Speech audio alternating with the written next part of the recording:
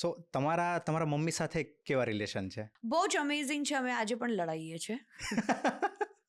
We have difference of opinion. My mom is very, very, I cannot put it in one word for mom, whether it's mine or yours or anybody, I'll be very honest. True.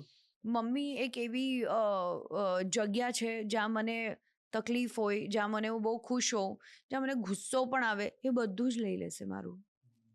પણ મને ખબર છે કે આ જ એક એવી વ્યક્તિ છે કે જેવી હું છું એ જ મને એવી જ રીતે મને એક્સેપ્ટ કરશે. પછી ભલે ને હું એને ગમે તે બોલું, હું કેટલું બતાવું, હું કેટલો પ્રેમ આપું, મારી અચીવમેન્ટ પર એ ખુશ થાય છે. મારા અવોર્ડ્સ મને મળે છે, પણ એ અવોર્ડ્સ મારા એકચ્યુઅલી નથી, એ મારી માના છે. Because it is her hard work. મને દુનિયા કેવી રીતે દેખાડવી એ ઓફકોર્સ એક રીતે મા અને બાપ પોતાનું પણ આઈ એમ અ સિંગલ પેરેન્ટ, તો મારી માટે મારો મા અને મારા પિતા એક જ હતા.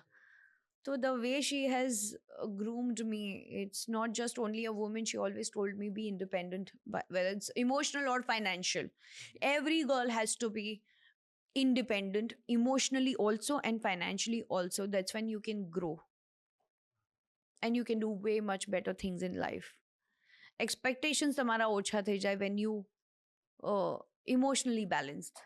When you're financially balanced, you have the confidence of doing lot of things.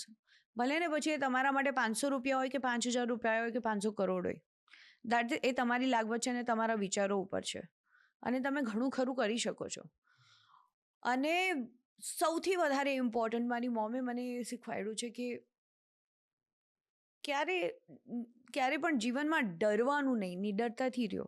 Because she is gone through a lot in her life. So she has taught me she would never want her daughter to go through a lot of things. So my mom always wanted me to see life in a very different way. હું ભણવામાં કંઈ બહુ હોશિયાર નહોતી, પણ ઢ પણ નહોતી. હું બીજી બધી વસ્તુઓમાં બહુ જ હોશિયાર હતી, શાણી હતી. તો મને મારી મમ્મીએ કીધું કે મારી છોકરી is not good in studies and I don't want કે એનું કાંઈ એવી રીતે હું એનો ટાઈમ વેસ્ટ કરું કે ના તારે તો ભણવાનું છે. I don't want to pressure હોય. શી જસ્ટ એ પાસ કરશે તો પણ ચાલશે. She is good in dance, she is good in other activity, let's just help her with that. તો she did that and here I am. આપણે કહે ને આપણા મમ્મી સાથે આપણે ગમે એવા રિલેશન, પણ ક્યારેક આર્ગ્યુમેન્ટ બી થતી હોય, રાઈટ? તો ક્યારેય તમે તમારા મમ્મીને કીધું છે કે મમ્મી તને નહીં સમજાય? અરે અત્યારે પણ અરે મારા ઘરમાં ત્રીજી જનરેશન પણ છે ને, મારા ભાઈના છોકરાઓ. સો મારી મમ્મી અને મારા વચ્ચે તો મમ્મી અચાનકથી આવીને મને કહે છે ચાલ વોટ્સએપનું આ જો પૈસા આપવાનું છે. મેં કીધું રવા દે, આપણે નથી કરવાનું. અરે આ ઇન્સ્ટાગ્રામ પર સ્ટોરી કેવી રીતે રાખવાનું? તો કે મેં કીધું તારે શું કરવું છે નાખીને, પહેલાં તું મને બતાડ તું શું નાખે છે. પછી મને કે હું શું પહેરું, આ પહેરું. મેં કીધું હું તને ગમે તે આપીશ, તું છેલ્લે મારા જ કપડાં પહેરીને જવાની. કે તો જિંદગી પર મારા પહેર્યા ત્યારે હું તને બોલી. મેં કીધું અચ્છા ઓકે મમ્મી ન બોલાય. But there are points where I tell her, mummy રવા દે ને, તને નહીં સમજાય. તો she understand because it's a gap. But now I see the same thing doing my brother's kids to their mother.